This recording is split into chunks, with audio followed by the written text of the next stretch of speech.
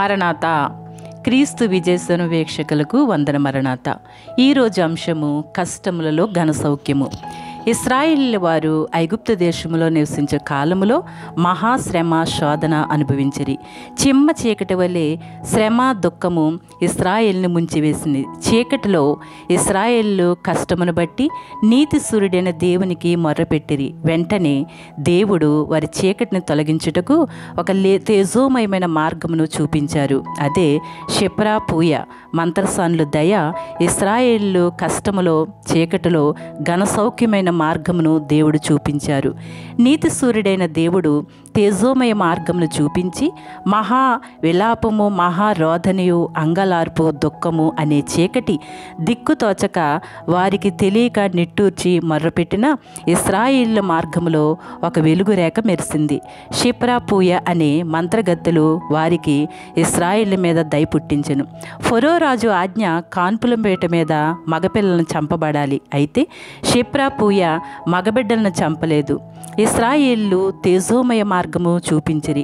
కష్టములో ఘన సౌఖ్యము చూపించి ఇశ్రాయేలులను చీకటి ఐగుప్తు నుండి వెలుగు కానానుకు నడిపించిరి. దేవుడు ఎవరికి అచ్చి ఉండే దేవుడు కాదు. మంత్రసానులకు సంతానభివృద్ధి కలిగించెను. మిమ్ములను అనాథులుగా విడవను అన్న దేవుడు ఇశ్రాయేలుకు ఒక శ్రేష్టమైన వారిని షిప్రా పూయాలను ఏర్పాటు చేసెను. ప్రతి విశ్వాసి అనాథులు అని దుఃఖపడవద్దు. నీ కష్టములలో ఘన సౌఖ్య మార్గం చూపిస్తాడు. దిగులు పడకు. ఇశ్రాయేలు బానిసత్వంలో మ్రగ్గిపోతున్న సమయములో, శోధన, వేదన, రోదనలో మూల్గి నిట్టూర్పుచున్న సమయములలో దేవుడు వారిని ఆదరించారు. మోషే తల్లిదండ్రులు విశ్వాసును బట్టి రాజాజ్ఞకు భయపడక 3 నెలలు మోషేను దాచినప్పటికీ ఇక దాచలేక దుఃఖముతో వేదనతో నైలు నదిలో పడవేలిసి వచ్చినది. ఆనాడు మిరియాము, యాకోబు ఎంతో ఏడ్చిరి.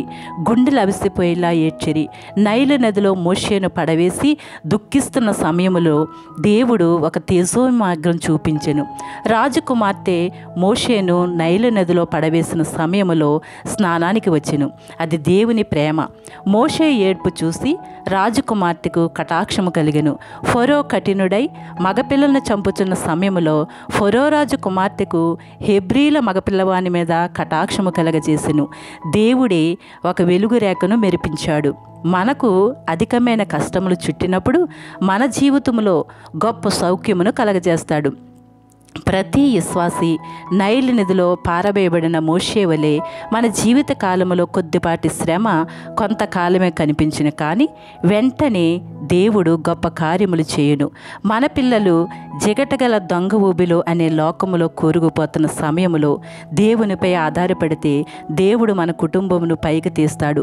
ప్రతి విశ్వాస జీవితంలో భయంకరమైన శోధన, వేదన కలిగినప్పుడు ప్రార్థించు. దేవుడు ఆ చీకటిలో ఒక ఘన సౌఖ్య మార్గమును చూపిస్తారు. యేసయ్య వలె జీవించి తండ్రికి విధేయత చూపించు. నిన్ను ఆదరించుటకు ఆయన సిద్ధముగా ఉన్నాడు. ధైర్యముగా ఉండాలి. కష్టాలలో ఆదరణకరమైన దయ చూపించును. దేవుడు కష్టాలలో మనల్ని కనిపెడుతూ ఉన్నాడు, దృష్టించుచున్నాడు. కనుక భయపడవద్దు, దిగులు పడవద్దు. సమయం అయ్యేసరికి షిప్రా పూయను పంపించినట్లు, ఫరో కుమార్తెను పంపించినట్లు మన దగ్గరకు దేవుడే స్వయముగా వస్తారు. మేలు చేయుడు. కనుక ధైర్యంగా ఉండి కనిపెట్టు. అట్టి ఆదరణ దేవాతి దేవుడు మనకు దయచేయునుగాక. ఆమేన్. మహిమోన్నతుడా, మహాగణుడా అన్న వాక్యాన్ని మా హృదయాల్లో భద్రపరుచుకుని వాక్యానుసారంగా నడుచుకునే శక్తిని, భక్తిని మా ప్రతి ఒక్కరికి దయచేయమని వాక్యవర్తమానికుడైన యేసు నామంలో వేడుకొనుచున్నాము తండ్రి. ఆమేన్. అందరికీ మరణాత.